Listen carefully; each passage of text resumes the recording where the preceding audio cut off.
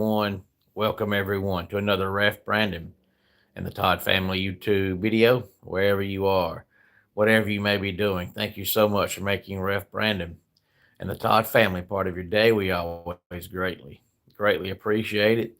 If you jump on here live here on this Monday evening, feel free to leave a comment in the comment section down below. Make sure to give the video a like, a thumbs up.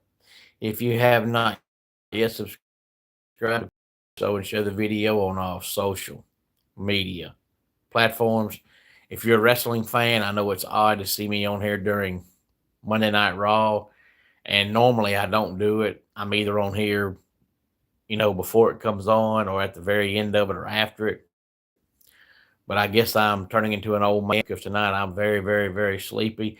Good evening, Keveron. Glad to have you here as always. More than likely, as soon as it ends, I'm taking my pancake butt to bed. So I figured I better go ahead and come on here and do tonight's video. If you are watching Raw, you can do what I'm doing right now and just mute the TV and watch it while you listen to this sexy face talk to you here on this Monday evening. Want to do a quick recap of a few things going on right now in the sports world. Of course, NBA playoffs going on right now. And I will say, I know they haven't accomplished anything as of yet, but if Victor Wembanyama stays healthy, it's hard to Spurs not winning at least 2 or 3 championships over the next decade or so. As young as he is and as young as that team is, and they're getting better every year. But the NBA playoffs currently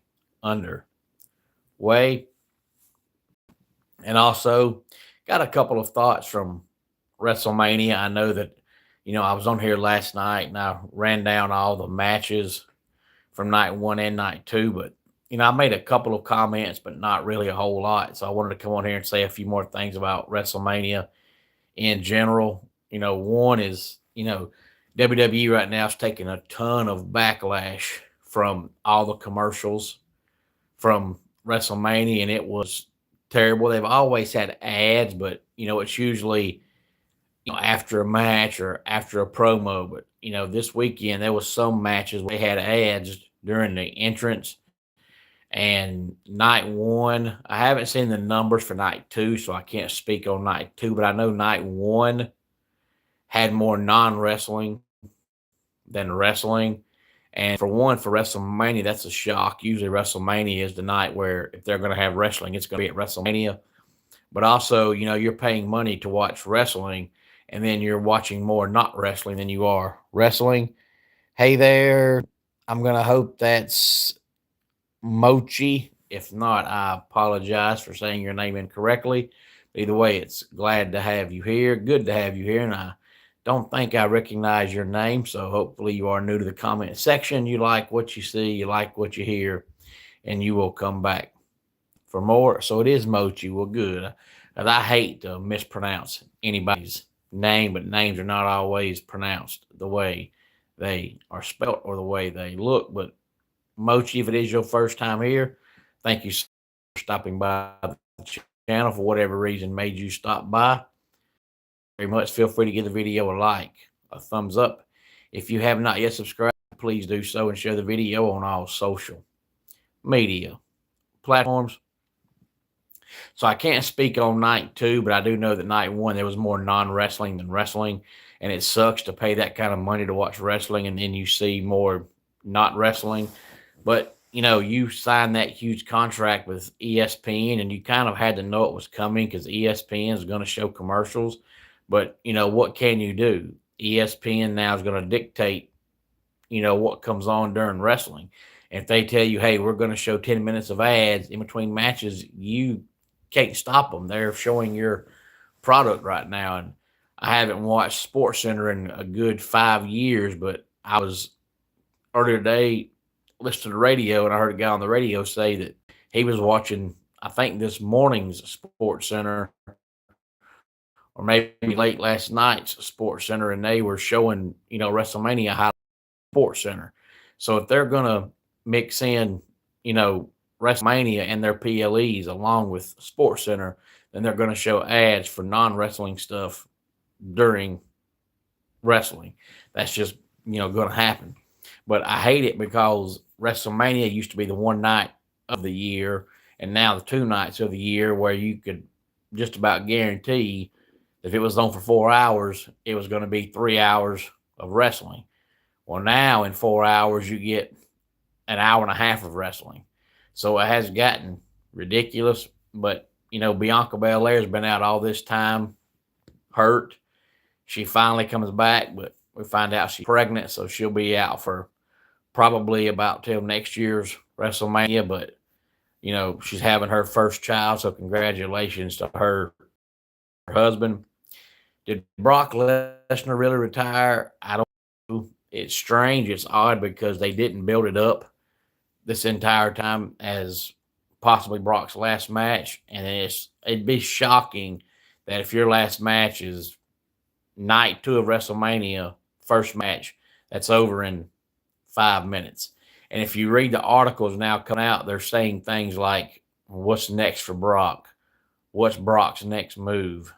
Where's Brock going?" They're not really using the word retirement or retired, so kind of makes me think he's not really retired. I think they're trying to make Obafemi look so big and bad and awesome that Brock's going to walk away, but I think Brock comes back and wrestles Gunther, and that'll be his last match. Hey there, Kimberly. It's thundering really hard where you are. Kimberly, I don't know where you are, but hopefully you just get thunder and not any of the bad stuff. But where I am, I don't think we've had thunder, lightning, rain, or anything since about 1972. So at least you are getting some thunder where you are. But Pat McAfee comes back, and last night was, or Saturday night was really truly his first, big match since coming back. And it wasn't even a match, but he was out there, at the ring, and he gets taken out. Sugar to God they didn't bring him back to build up a match between him and Jelly Roll. But he comes back, and then he comes back with Randy, and then Randy turns on him. So that whole storyline continues to make absolutely no sense at all. And now we got Paige and Brie Bella as tag team champions because Nikki is out hurt. So Paige just took the place of Nikki to partner up with Brie on night one. They won the women's tag team belts. How long is Nikki going to come back? Since Paige took the belt that Nikki could have won along with her sister, when she comes back, is she going to want to feud with Paige? I hope not. Paige is actually a good wrestler, and she does not need to be in the ring with Nikki Bella because the Bella twins suck as wrestlers. But all in all, between night one having so many ads and a bunch of just fluttered up nonsense, it's hard to give WrestleMania a great score because it's supposed to be the pinnacle of wrestling, and there was more time not wrestling than there was wrestling. And if I'm paying to watch wrestling, that's what I want to see. And then you had too many matches, especially on night one, that were very, very, very, very short. And then you got the whole angle right now with Cody and Randy and Pat McAfee that makes zero sense. If I had to grade WrestleMania both nights combined, I probably, couldn't give it more than a B plus. Now, of course, night two had the better matches and was a lot better. But when you've got 13 matches and 3 or 4 of them are less than 10 minutes at your biggest show of the year, that's garbage, and that knocks your score down big time. And then when you have more not wrestling than you do wrestling, that knocks your score down big time. So B plus would be about the best I could do. Now, as far as doing a Braves review, got to do one because they may not play baseball as good, the rest of the years they're playing right now, but they just won their 6th straight game. Playing really good baseball right now. Got a 5+ lead in the division as far as games, and it's not over the Mets, and it's not over the Phillies. Those two teams are playing absolutely terrible. The Mets look like they've already just given up and said, piss on the full season. We're done already. They look atrocious. The Phillies are getting old right before our eyes. But when the year started, everybody was concerned about the Braves pitching. But right now, between the bullpen and the rotation, they have the best ERA in baseball. Pitching fantastic. And you were worried about the starting rotation. But now you've got Spencer Schwellenbach. They claim is going to be back by June. They say Spencer Strider is going to be back by next weekend. And when you get them back, you're going to have 7 starters. And then Didier Fuentes is ready. He's still in, Gwinnett. And then you got J.R. Ritchie, who is ready. So, by June, you might have 9 pitchers that could be in the rotation. And right now, all the starters are pitching so good, you don't want to see anybody go in the bullpen or get demoted, but you can't have 9 starting pitchers. And it gets even better because next year, A.J. Smith-Shawver will be back.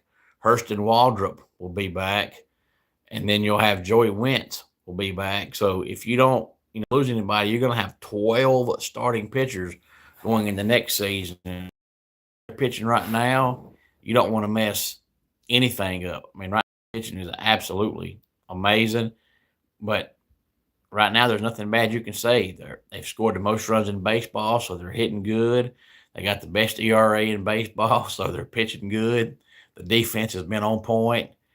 It looked like Acuna was finally coming around, but tonight he got hit twice and came out of the game. Hopefully he's okay. Austin Riley is slowly getting it going. So right now, if you're a Braves fan, I mean, it looks awesome right now. There's only 3 teams in baseball that have at least 15 wins. They're all the National League. That's the Braves, the Dodgers, and the Padres. And as far as NASCAR goes, Tyler Reddick got his 5th win of the season in just 9 races. If they're not careful, by the time Fox's coverage ends, which is in 3 more regular season races, Tyler Reddick's going to already have clinched the regular season championship. He is dominating. But, of course, you dominate like this, and nobody cares unless you win the end of the season cup championship. The regular season title means nothing. Kyle Larson was 2nd. Chase Briscoe 3rd. Denny Hamlin 4th. Bubba Wallace 5th. Brad Keselowski 6th. William Byron 7th. Chase Elliott 8th. Ty Gibbs 9th. And Chris Buescher 10th. That was the Advent Health 400 from Kansas Motor Speedway. This week is the Jack Links 500 from Talladega coming up on Sunday afternoon. And speaking of wrestling, this Saturday, I'll be back at 244 Livestock Road, East Denali, Georgia, but not for SWA. It'll be the SWA building, and that's why I gave you the SWA address, but it's Total Aggression Wrestling. They're going to use the SWA building this Saturday, and in the main event, you're going to see Total Aggression Wrestling's heavyweight champion, Seth Stevens, go one-on-one with Major League Wrestling's own Alex Kane. You're also going to see Cody McCulley go one-on-one with Brandon Black. You're going to see Brent Hudson go one-on-one with Alex Keitel. And we're also going to have Big John and Desiree Lux versus Jimmy Lee and Jack Salem. All that and more is coming up Saturday night, 244 Livestock Road, East Denali, Georgia. Doors open at 6 o'clock. Bell time is 7 o'clock. And tickets are $10. You can find out more by visiting the Total Aggression Wrestling Facebook page. Hope to see you Saturday night. Hey there, Chesley. Glad to have you back. You always pop on here once about every couple of weeks.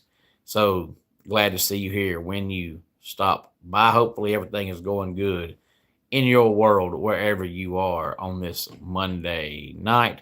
Any thoughts on any of this, please feel free to let me know. It's that time of the year where if you ain't careful, there's just going to be so many things in videos that you don't bring up and don't mention. And it's not because you meant to. There's just so much going on that if you don't write it down and make a note of it, make a point of it, you forget because there's just so much going on, unless you focus on one sport. If you just like one sport, it's easy. But there are many sports fans that like any sport. And this is that time of the year where there's so much going on that if you blink your eyes, you're going to miss something. Chesley, where is Wild Adventures at? Maybe I've heard of it and don't recall. I don't know, but there's just too many theme parks that I just can't keep up with. But I do hope you had fun. Let's go ahead and get our dad joke of the day in here. Jungle animals take turns keeping watch after sunset, but the lion sleeps tonight. And Parker, Ginger Billy must be a sexy man because Lord knows I'm one sexy beast. Oh, Chesley, it's Light Up Georgia. And believe it or not, I don't think I've ever heard of Light Up Georgia. It's got to be an event or something. I know it's not a town called Light Up Georgia, but I don't know if I've heard of that. But thank you for answering my question. Hopefully you had fun.